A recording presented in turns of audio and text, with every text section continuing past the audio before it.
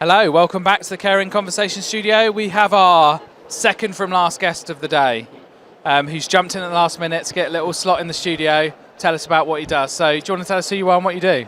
Yeah, thanks for having me on firstly. My name is Ahsan, I'm from Eyecare For You. I'm the company director.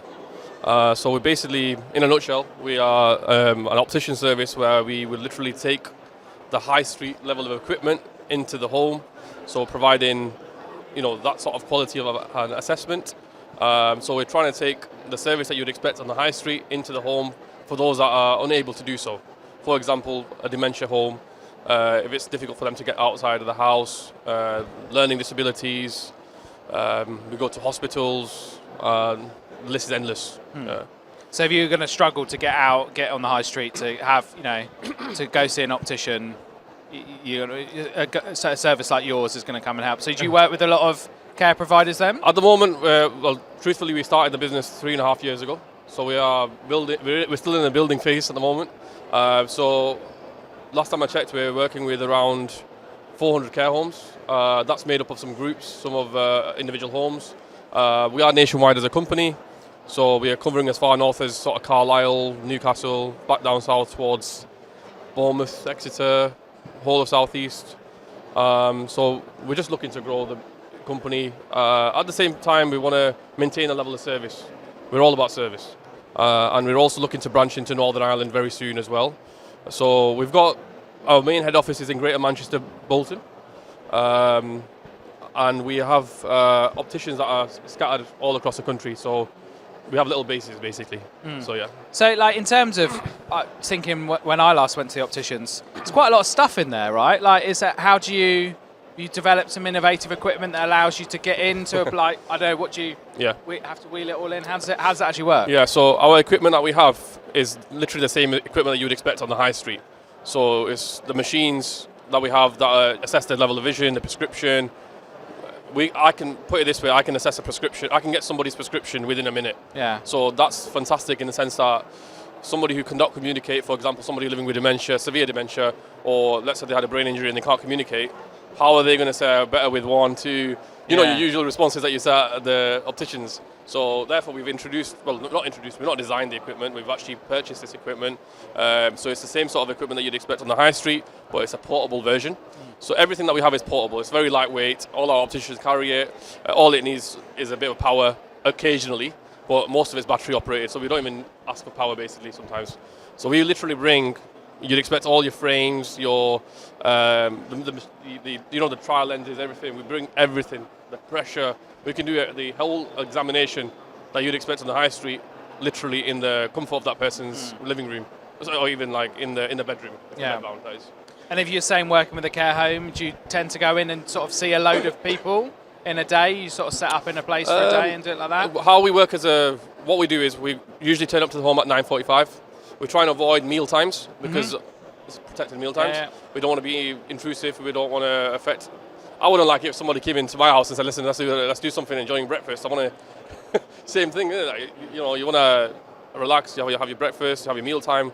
Same thing with lunch as well. We get out of the way. So our timings are very strict. We work with the care home. Obviously, they advise us like, "Listen, meal time is this." So obviously, I make sure the opticians are not in the way.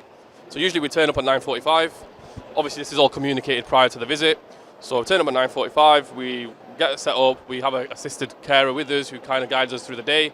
Ideally, because at the end of the day, the opticians are walking into something where they will see 20 people roughly a day, and they won't know who everybody is. So that's why we normally ask for at least a carer to help us through the day. And that's not that we need to rely on them all day. It's just to tell us who's who, basically. Yeah, of course, Because if Barry comes in, he's not going to...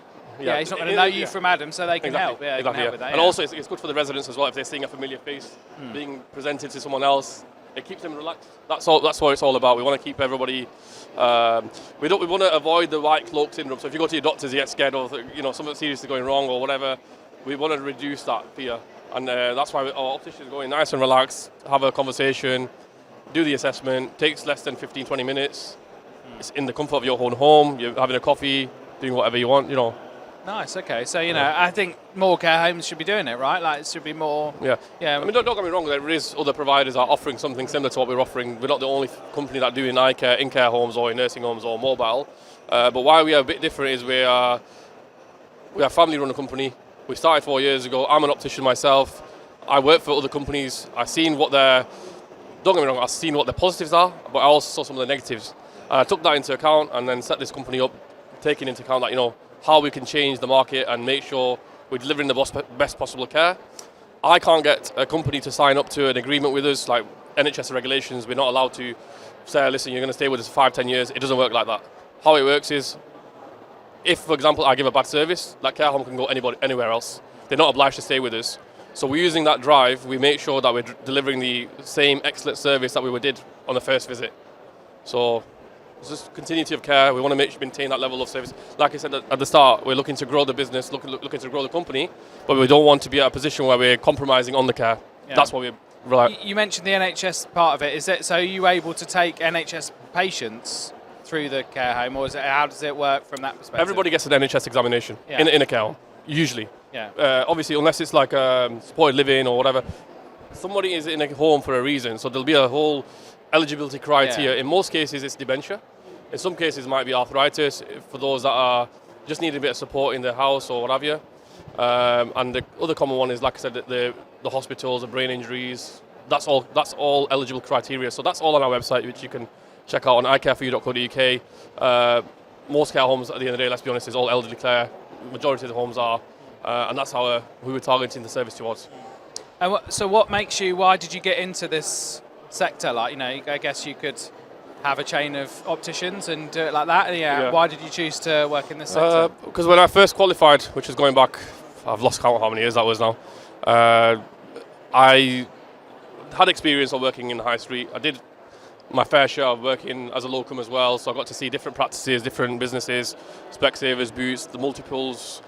I'm not saying I didn't like it.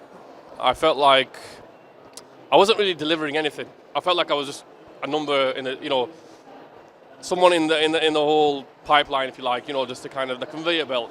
So you kind of just seeing someone, spend 20 minutes with them, go outside, spend a few £100 on glasses, and that's it. So I wasn't really feeling like I was providing the service. I didn't really get into optometry and do the degree to be a salesman, basically. And I felt a lot of working in multiple and high streets personally felt to me that, I'm not saying this as a whole, but I felt the pressure when working for the big chains.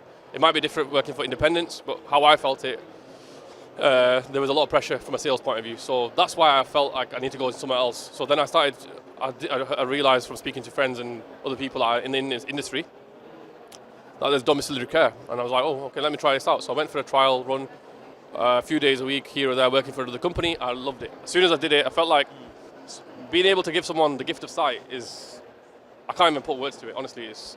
Some people are, forget even that, or put all the eye tests aside, even just having a conversation with somebody who hasn't seen any family members or hasn't seen whatever. So just sitting there and having a little chat, how's your day, whatever. Yeah, okay, they can have a chat with the carers, but it's somebody different. It's coming out from the outside. You don't understand it. It makes a big difference to that person's day. Yeah. And that's what I fell in love with, the care side of it. Honestly, the glasses and the whole whatever that came with it. At that time, like I said, I was only working for somebody else. And then, like I said, I was working for them through COVID, and COVID happened, and then I felt like, I think with everyone did it, was worrying about financial stability and what have you. And that kind of gave me the drive to think that, I can't rely on somebody else to give me work. I need to sort of look, that's why the whole business, I wouldn't say I'm a very big business-minded person at all. I've just got into this because of some of the experiences that I've had, basically. Cool. Well, thank you very much for coming and seeing us. It's been really interesting talking to you. Nice to see you. I feel I took over the whole... No, it's all good. It's all good. You're all good. That was an interesting story. It's nice to hear. Lots of people are in the care sector because it means more, right? Yeah. Like, it means more than, just a bit, like you said, being an optician on the high street. It's a different game, and you get to help people in a different way, right? You get add more value to people's lives. That's why we work in the care sector. We feel like we're doing something that's more meaningful. It's like you're giving back something. Rather than just being like on the high street. You can go to any optician. You can walk into Specsavers, Boots. Doesn't matter. You're getting the same eye test. Whereas providing service in your house, in your home, it's more personal. I feel like you're giving back a bit more, basically. Yeah, nice. Right, thank you very much. Cheers.